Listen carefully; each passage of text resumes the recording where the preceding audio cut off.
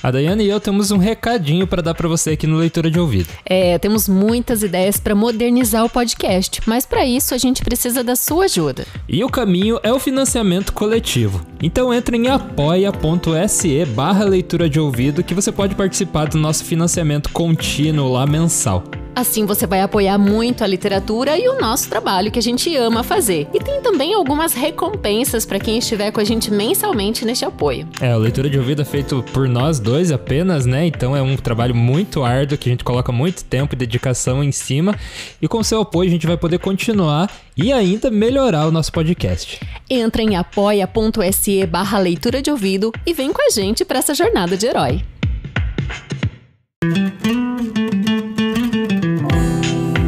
Bem-vindo ao Leitura de Ouvido, o podcast que transforma linhas em ondas sonoras.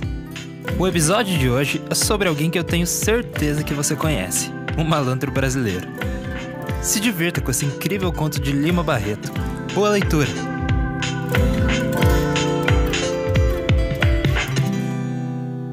O Homem que Sabia Javanês, de Lima Barreto.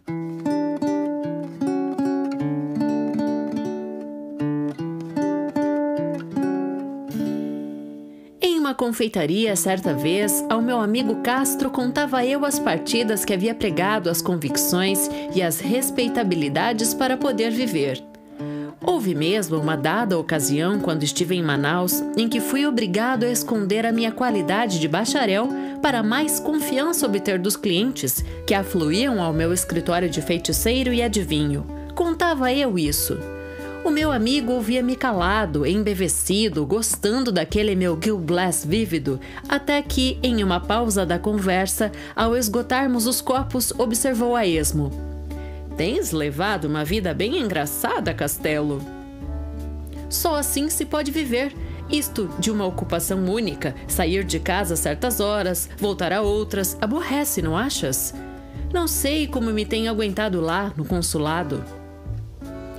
Cansa-se, mas não é disto que me admiro. O que me admira é que tenhas corrido tantas aventuras aqui, neste Brasil imbecil e burocrático. Qual? Aqui mesmo, meu caro Castro, se podem arranjar belas páginas de vida. Imagina tu que eu já fui professor de javanês. Quando? Aqui, depois que voltaste do consulado? Não, antes. E por sinal, fui nomeado cônsul por isso. Conta lá como foi. Bebes mais cerveja? Bebo. Mandamos buscar mais outra garrafa, enchemos os copos e continuei. Eu tinha chegado havia pouco ao Rio e estava literalmente na miséria. Vivia fugindo de casa de pensão em casa de pensão, sem saber onde e como ganhar dinheiro, quando li no Jornal do Comércio o anúncio seguinte: "Precisa-se de um professor de língua javanesa, cartas, etc." Ora, disse cá comigo, está ali uma colocação que não terá muitos concorrentes. Se eu capiscasse 4 palavras e apresentar-me. Saí do café e andei pelas ruas, sempre a imaginar-me professor de javanês, ganhando dinheiro, andando de bonde, sem encontros desagradáveis com os cadáveres. Insensivelmente, dirigi-me à Biblioteca Nacional. Não sabia bem que livro iria pedir, mas entrei. Entreguei o chapéu ao porteiro, recebi a senha e subi. Na escada, acudiu-me pedir a Grande Encyclopédie, letra J, a fim de consultar o artigo relativo a Java e a língua javanesa. Dito e feito, fiquei sabendo, ao fim de alguns minutos, que Java era uma grande ilha do arquipélago de Sonda, colônia holandesa, e o javanês, língua aglutinante do grupo malaio-polinésio, possuía uma literatura digna de nota e escrita em caracteres derivados do velho alfabeto hindu. A enciclopédia dava-me indicação de trabalho sobre a tal língua malaia e não tive dúvidas em consultar um deles. Copiei o alfabeto, a sua pronunciação figurada e saí. Andei pelas ruas perambulando e mastigando letras. Na minha cabeça dançavam hieróglifos. De quando em quando consultava as minhas notas, entrava nos jardins e escrevia estes calungos na areia para guardá-los bem na memória e habituar a mão a escrevê-los. À noite, quando pude entrar em casa sem ser visto, para evitar indiscretas perguntas do encarregado, ainda continuei no quarto a engolir o meu ABC malaio. E com tanto afinco, levei o propósito que, de manhã, o sabia perfeitamente. Convenci-me de que aquela era a língua mais fácil do mundo e saí. Mas não tão cedo que não me encontrasse com o encarregado dos aluguéis dos cômodos. Senhor Castelo, quando salda sua conta? Respondi-lhe então eu com a mais encantadora esperança. Breve, espere um pouco, tenha paciência. Vou ser nomeado professor de javanês e... Por aí o homem interrompeu-me. Que diabo vem a ser isso, senhor Castelo? Gostei da diversão e ataquei o patriotismo do homem. É uma língua que se fala lá pelas bandas do Timor. Sabe onde é? Alma ingênua! O homem esqueceu-se da minha dívida e disse-me com aquele falar forte dos portugueses. Eu cá por mim não sei bem, mas ouvi dizer que são umas terras que temos lá para os lados de Macau. E o senhor sabe isso, senhor Castelo? Animado com esta saída feliz que me deu o javanês, voltei a procurar o anúncio. Lá estava ele. Resolvi animosamente propor-me ao professorado do idioma oceânico. Redigi a resposta, passei pelo jornal e lá deixei a carta. Em seguida, voltei à biblioteca e continuei os meus estudos de javanês. Além do alfabeto, fiquei sabendo o nome de alguns autores, também perguntar e responder, como está o senhor? E 2 ou 3 regras de gramática, lastrado todo esse saber com 20 palavras do léxico. Não imaginas as grandes dificuldades com que lutei para arranjar os 400 réis da viagem. É mais fácil, podes ficar certo, aprender o javanês. Fui a pé. Cheguei suadíssimo e com maternal carinho, as anosas mangueiras que se perfilavam em alameda diante da casa do titular me receberam, me acolheram e me reconfortaram. Em toda a minha vida foi o único momento em que cheguei a sentir a simpatia da natureza. Era uma casa enorme que parecia estar deserta, estava maltratada, mas não sei por que me veio pensar que nesse maltratamento havia mais desleixo e cansaço de viver que mesmo pobreza. Devia haver anos que não era pintada. As paredes descascavam e os beirais do telhado daquelas telhas vidradas de outros tempos estavam desguarnecidos aqui e ali, como dentaduras decadentes e mal cuidadas. Olhei um pouco o jardim e vi a pujança vingativa com que a tiririca e o carrapicho tinham expulsado os tinhoirões e begônias. Os crótons continuavam, porém, a viver com a sua folhagem de cores mortiças. Bati. Custaram-me a abrir. Veio por fim um antigo preto africano, cujas barbas e cabelo de algodão davam à sua fisionomia uma aguda impressão de velhice, doçura e sofrimento. Na sala havia uma galeria de retratos. Arrogantes senhores de barba em colar se perfilavam enquadrados em imensas molduras douradas, e doces perfis de senhoras em bandóis com grandes leques pareciam querer subir aos ares, enfunadas pelos redondos vestidos a balão. Mas daquelas velhas coisas, sobre as quais a poeira punha mais antiguidade e respeito, a que gostei mais de ver foi um belo jarrão de porcelana da China, ou da Índia, como se diz. Aquela pureza da louça, a sua fragilidade, a ingenuidade do desenho e aquele seu fosco brilho de luar, diziam-me a mim que aquele objeto tinha sido feito por mãos de criança, a sonhar, para encanto dos olhos fatigados dos velhos desiludidos. Esperei um instante o dono da casa. Tardou um pouco. Um tanto trôpego, com o lenço de alcobaça na mão, tomando veneravelmente o cimonte de antanho, foi cheio de respeito que o vi chegar. Tive vontade de ir-me embora.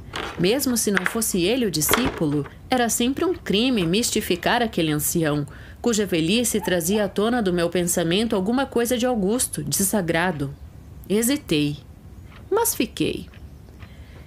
Eu sou, avancei, o professor de javanês que o senhor disse precisar. Sente-se, respondeu-me o velho. O senhor é daqui do Rio? Não, sou de Canavieiras. Como? Fez ele. Fale um pouco alto, que sou surdo. Sou de Canavieiras, na Bahia, insisti eu. Onde fez os seus estudos? Em São Salvador. E onde aprendeu o javanês? Indagou ele com aquela teimosia peculiar aos velhos. Não contava com essa pergunta, mas imediatamente arquitetei uma mentira.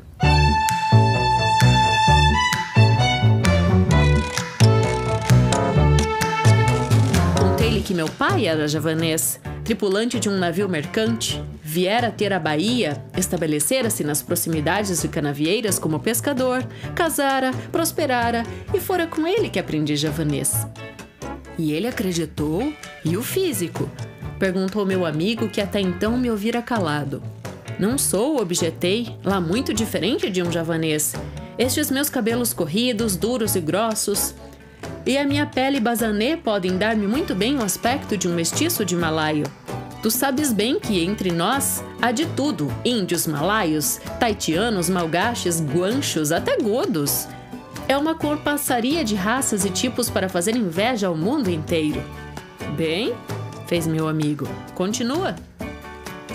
O velho, emendei eu, ouviu-me atentamente, considerou demoradamente o meu físico, pareceu que me julgara de fato filho de malaio e perguntou-me com doçura: Então, está disposto a ensinar-me javanês? A resposta saiu-se sem querer. Pois não, o senhor há de ficar admirado, aduziu o barão de Jacuecanga, que eu, nesta idade, ainda queira aprender qualquer coisa, mas... Não tenho que admirar, tem-se visto exemplos e exemplos muito fecundos. O que eu quero, meu caro senhor? Castelo, adiantei eu. O que eu quero, meu caro senhor Castelo, é cumprir um juramento de família. Não sei se o senhor sabe que eu sou neto do conselheiro Albernaz, aquele que acompanhou Pedro I quando abdicou. Voltando de Londres, trouxe para aqui um livro em língua esquisita, a que tinha grande estimação. Fora um hindu ou siamês que lhe dera em Londres, em agradecimento a não sei que serviço prestado por meu avô. Ao morrer meu avô, chamou meu pai e disse: Filho, tenho este livro aqui escrito em javanês. Disse-me quem me deu que ele evita desgraças e traz felicidade para quem o tem. Eu não sei nada ao certo, em todo caso guarda-o. Mas se queres que o fado que me deixou o sábio oriental se cumpra, faze com que teu filho entenda, para que sempre a nossa raça seja feliz. Meu pai, continuou o velho barão, não acreditou muito na história, contudo guardou o livro. Às portas da morte ele me deu e disse que me prometera ao pai. Em começo, pouco caso fiz da história do livro. Deitei-o a um canto e fabriquei minha vida. Cheguei até a esquecer-me dele. Mas de uns tempos a esta parte eu tenho passado por tanto desgosto, tantas desgraças têm caído sobre a minha velhice, que me lembrei do talismã da família. Tenho que o ler, que o compreender e não quero que meus últimos dias anunciem o desastre da minha posteridade. E para entendê-lo, é claro, preciso entender o javanês. Eis aí.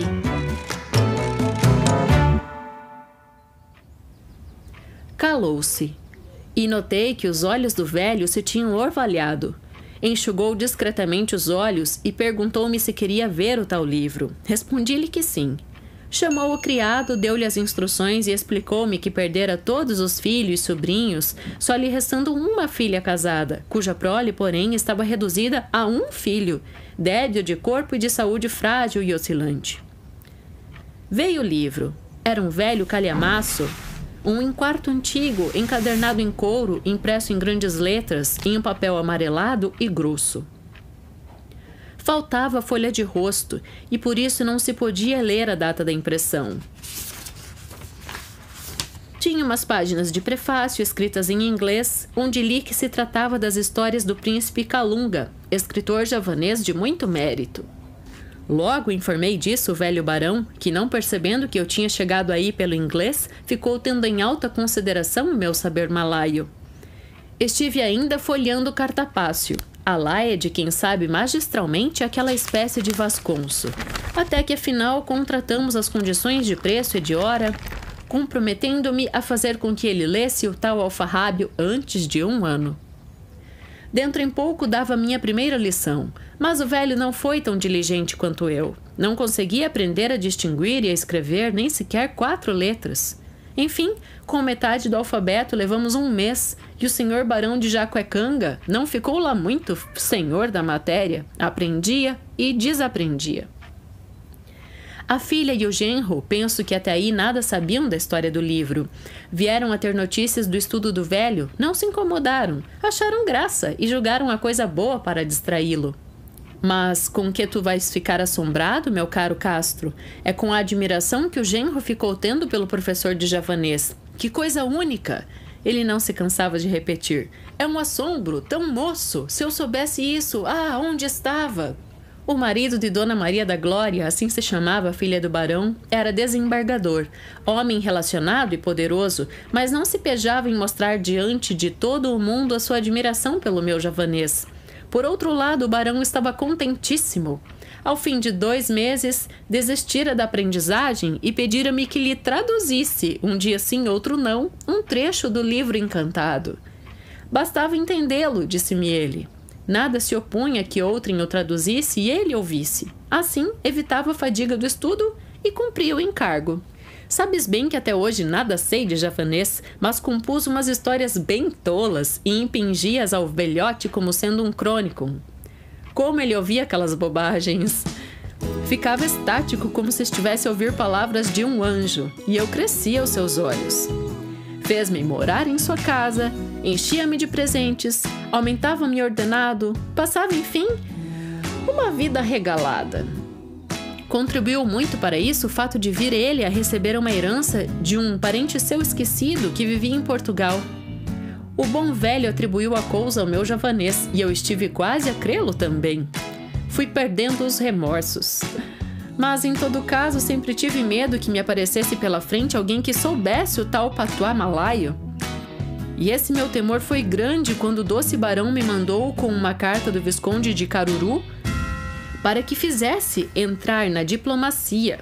Fiz-lhe todas as objeções, a minha fealdade, a falta de elegância, o meu aspecto tagalo. Qual? Retrucava ele. Vá, menino, você sabe javanês? Fui. Mandou-me o Visconde para a Secretaria dos Estrangeiros com diversas recomendações. Foi um sucesso. O diretor chamou os chefes de seção. Vejam só, um homem que sabe javanês, que potento! Os chefes de seção levaram-me aos oficiais e amanuenses, e houve um destes que me olhou mais com ódio que com inveja ou admiração. E todos diziam, então, sabe javanês? É difícil? Não há quem o saiba aqui. O tal amanuense que me olhou com ódio acudiu então. É verdade, mas eu sei Kanak, o senhor sabe? Disse-lhe que não, e fui à presença do ministro. A alta autoridade levantou-se, pôs as mãos às cadeiras, consertou o pansani no nariz e perguntou, então, sabe javanês? Respondi-lhe que sim, e a sua pergunta onde o tinha aprendido, contei-lhe a história do tal pai javanês. Bem, disse-me o ministro, o senhor não deve ir para a diplomacia, o seu físico não se presta. O bom seria um consulado na Ásia ou Oceania. Por ora não há vaga, mas vou fazer uma reforma e o senhor entrará.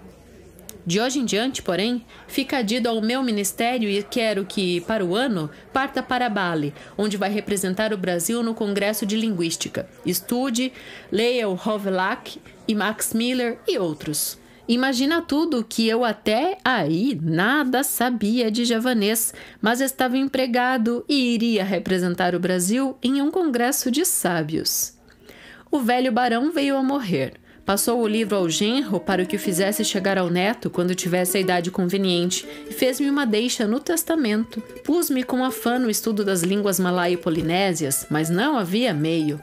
Bem jantado, bem vestido, bem dormido, não tinha energia necessária para fazer entrar na cachola aquelas coisas esquisitas. Comprei livros, assinei revistas. Revue Anthropologique et Linguistique, Proceedings of the English Oceanic Association, Arquivo Glotológico Italiano. O diabo, mas nada. E a minha fama crescia. Na rua, os informados apontavam-me, dizendo aos outros, lá vai o sujeito que sabe javanês. Nas livrarias, os gramáticos consultavam-me sobre a colocação dos pronomes no tal jargão das ilhas de Sonda. Recebia cartas dos eruditos do interior. Os jornais citavam o meu saber e recusei aceitar uma turma de alunos sequiosos de entenderem o tal javanês. A convite da redação, escrevi no Jornal do Comércio um artigo de 4 colunas sobre a literatura javanesa antiga e moderna. Como? Se tu nada sabias? Interrompeu-me atento Castro. Muito simplesmente. Primeiramente, descrevi a ilha de Java com o auxílio de dicionários e umas poucas de geografias, e depois citei a mais não poder. E nunca duvidaram? Perguntou-me ainda o meu amigo. Nunca. Isto é, uma vez que quase fico perdido. A polícia prendeu um sujeito, um marujo, um tipo bronzeado que só falava uma língua esquisita. Chamaram diversos intérpretes, ninguém o entendia. Fui também chamado com todos os respeitos que a minha sabedoria merecia, naturalmente. Demorei-me em ir, mas fui afinal. O homem já estava solto, graças à intervenção do cônsul holandês, a quem ele se fez compreender em meia dúzia de palavras holandesas. E o tal marujo era javanês. Ufa! Chegou, enfim, a época do congresso. E lá fui para a Europa. Que delícia! Assisti à inauguração e às sessões preparatórias. Inscreveram-me na sessão do Tupi-Guarani e eu abalei para Paris. Antes, porém, fiz publicar no Mensageiro de Bali o meu retrato, notas biográficas e bibliográficas. Quando voltei, o presidente pediu-me desculpas por ter me dado aquela sessão. Não conhecia os meus trabalhos e julgara que, por eu ser americano-brasileiro, me estava naturalmente indicada a sessão do Tupi-Guarani. Aceitei as explicações e até hoje ainda não pude escrever as minhas obras sobre o javanês para lhe mandar, conforme prometi. Acabado o congresso, fiz publicar extratos do artigo do Mensageiro de Bali em Berlim, em Turim e Paris, onde os leitores de minhas obras me ofereceram um banquete, presidido pelo senador Gorotti. Custou-me toda essa brincadeira, inclusive o banquete que me foi oferecido, cerca de 10.000 francos, quase toda a herança do crédulo e bom barão de Jacuecanga. Não perdi meu emprego nem meu dinheiro. Passei a ser uma glória nacional e, ao saltar no Cas Farô, recebi uma ovação de todas as classes sociais e o presidente da República, dias depois, convidava-me para almoçar em sua companhia. Dentro de 6 meses fui despachado cônsul em Havana, onde estive 6 anos e para onde voltarei, a fim de aperfeiçoar os meus estudos das línguas malaia, melanésia e polinésia. É fantástico, observou Castro, agarrando o copo de cerveja. Olha, se não fosse estar contente, sabes que ia ser? Quê? Bacteriologista eminente. Vamos? Vamos. Gazeta da Tarde, Rio, 20 de abril de 1911.